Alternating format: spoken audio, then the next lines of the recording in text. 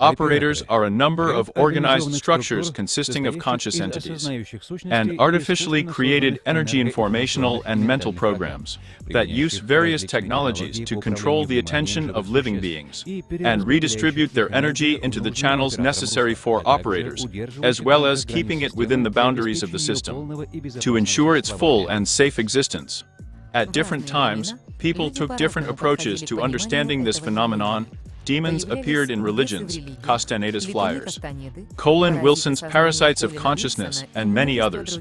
In the literature, the concepts of operators and parasites of consciousness are different, but sometimes they still represent a single structure and can be mutually intertwined. Energy operators can influence a person directly through subtle plans, or using controlled people who are in the immediate environment of the object of manipulation.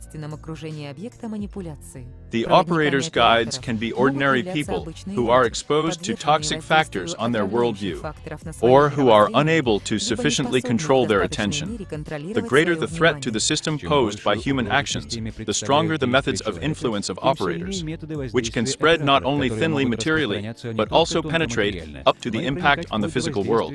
To understand the work of these mechanisms, it is necessary to understand the goals of the forces behind the operators. These are the goals of taking away energy from this. Three directions of influence arise. The first is managing people's attention. And as you know, where attention is, there is energy. Second, maintaining the necessary conditions for the production of this energy. And the third is to keep energy production facilities within a safe framework. A person's mental behavioral patterns and habits are a kind of hooks for the operators they affect. The individual grows and expands with an increase in the variety and intensity of his voluntary activity, and vice versa. With a decrease in the variety of intensity of voluntary movements, the life of the individual self falls, shrinks. Accordingly, we find that the restriction of arbitrary movements is extremely important for suggestibility in general, and it is all the more important because it can actually cause a narrowing of the field of consciousness with a subsequent condition. All this favors suggestibility. Williams James, 1800. Liberation from imprints, templates, stamps, and negative attitudes to any perceived information is a step towards liberation from the influence of operators. Emotions affect the human body. The pattern is inextricably linked and feeds on emotions, affecting the physical body.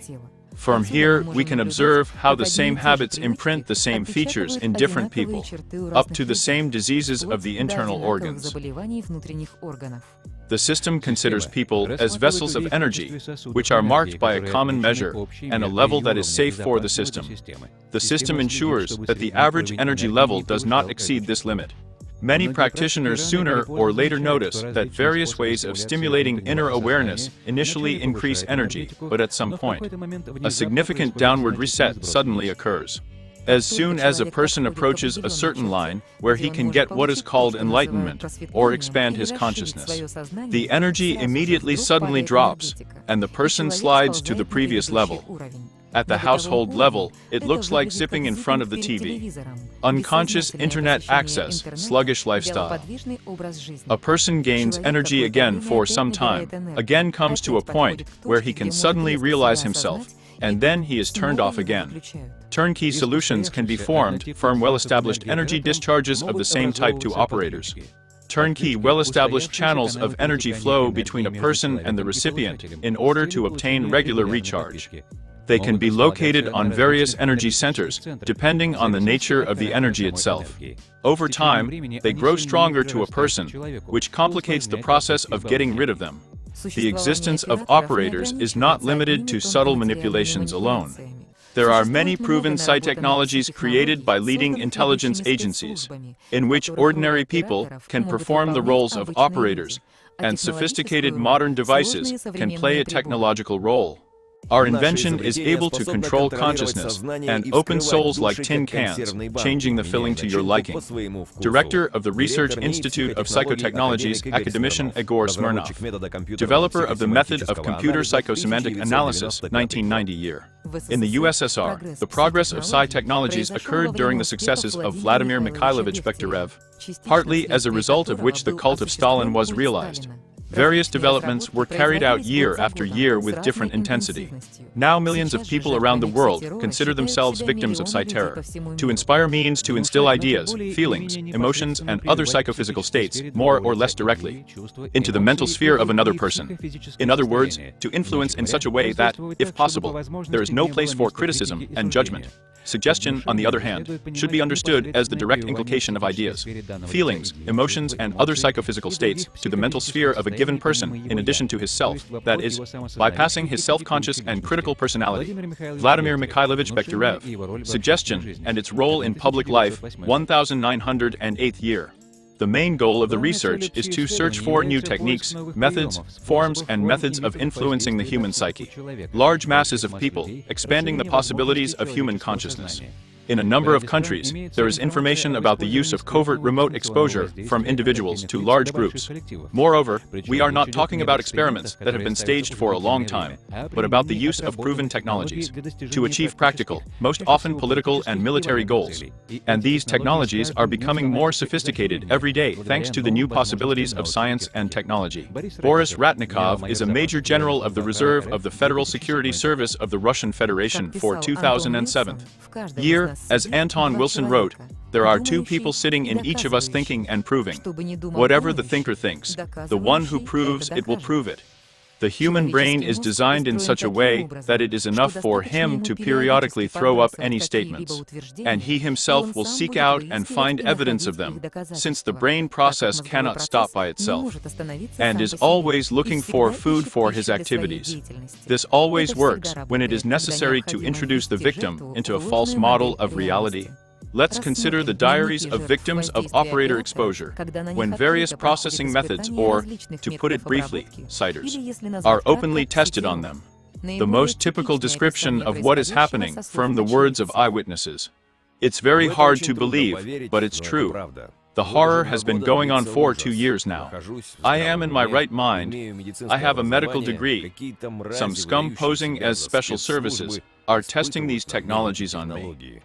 They talk in my head 24 hours a day without stopping for 2 years. They create constant stress, intimidate, humiliate, insult, especially in moments of moral or physical suffering. They follow me, get in my way, and threaten me. They say that I am a pedophile, a fetishist, a pervert, a drug dealer, and that I am under investigation. And I can be arrested at any time. At the same time, others speak in my head and also frighten and humiliate me. It's impossible to believe it until it's a story or a discovery. Mind-reading machines come to light. It is impossible to watch TV, think, dream, remember, have sex, read, listen to music, and so on. Absolutely nothing. All night long, they talk in my head, shout and rattle under the window. They shout the number and code of my credit card, inform about the emails that have come outside, and about their contents. The purpose of this Moronism is incomprehensible to me. I was made an invalid. Personally, I've heard from my scum, get out of the control room, or he hears us. I'll bring the program tomorrow, he'll stop hearing us. These are organized groups, and the staff works there, and they are trained. There are screams there to cause your brain to explode, capable of screaming in your head for days. They have a lot of scenarios to throw you off balance. I'll tell you more, they still record the reaction of your body if you feel bad.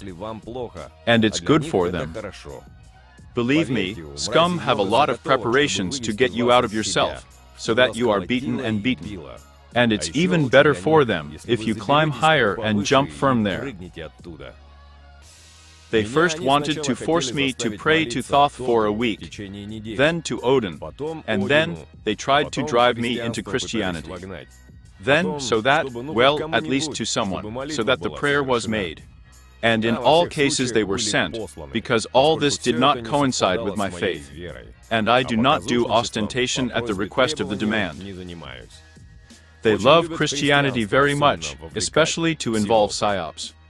One of the true root causes of the increased interaction of people with operators is their predisposition to the possibility of a sensitive perception of the world. Such people are potentially dangerous to the system, and their first reaction to such interactions is a desire to close this door to the unknown at any cost. A step forward is the deliberate development of energy abilities. Despite the fact that attempts to strengthen the blocking level may grow as they progress, elementary social manipulation can be easily painted on the 8-contour model of the psyche described by Timothy Leary and Anton Wilson, in which priority is always given to the primary contours. The oldest biosurvival circuit, when activated, forcibly disables the mental activity of the other circuits. The third rational semantic contour is always open to manipulation by the first more ancient contours. An important point of manipulation of the first circuit during the artificial creation of fear in objects is the implantation of the head of state as a biological parent, as a result of which reactions are formed known as the Stockholm Syndrome, scaring people at them and then promising them salvation. The most ignorant and perverted individuals can impose on them a whole philosophical system that would not withstand 2 minutes of rational analysis. And any alpha male of domesticated primates, no matter how cruel or spoiled, can lead an entire pack of primates by shouting that an alpha male with a rival pack is going to attack their territory. Robert Anton Wilson, Psychology of Evolution, 1983rd year. Despite the fact that the topic is still considered absurd, very soon, this knowledge may flow into the public unconscious as an accomplished fact, just as it was with the allegations about the improbability of controlling the internet in the future through mechanisms of prohibition and manipulation of false publications. The facts of all these actions were perceived by the public only a few years later, as well as awareness of the external impact of operators and energy control and management mechanisms. All this remains a matter of the immediate present. Life is a game where most are chips. Realizing the operator's game and its goals, the victims stop obeying other people's rules and can dictate their own. Be yourself, no matter how you are played. Awareness of chips, a chance to become a player. Welcome to the game. The adventure begins.